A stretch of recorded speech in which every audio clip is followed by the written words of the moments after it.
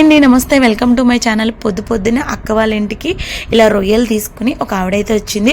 Weekly 2 times రొయ్యలు, చేపలు, పీతలు తీసుకుని వస్తారండి. ప్రైస్ కూడా చాలా తక్కువ. మీకు సిటీ ఇష్టమా, విలేజ్ ఇష్టమా కింద కామెంట్ చేయండి. నాకైతే పల్లెటూరులో ఉండడం చాలా ఇష్టం. ఎందుకంటే అన్ని ఇక్కడ ఫ్రెష్గా దొరుకుతాయి. వెజిటేబుల్ ఫ్రెష్గా ఉంటాయి, ఫ్రూట్స్ కూడా ఫ్రెష్గా ఉంటాయి.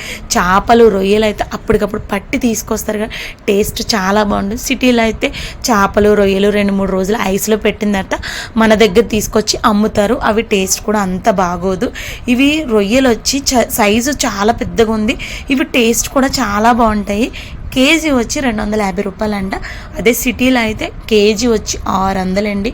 మరీ ఎక్కువ కదా, టేస్ట్ కూడా అస్సలు బాగోవు. ఈరోజు అయితే అక్క వాళ్ళ ఇంటికి పొద్దున్నే ఒక ఆవిడైతే ఇలా రొయ్యలు తీసుకుని వచ్చింది. కేజీ రొయ్యలు 250 రూపాయలు అంట. నీట్గా క్లీన్ చేసేసి అయితే వెళ్ళిపోతారు. నాకైతే చాలా బాగా నచ్చింది.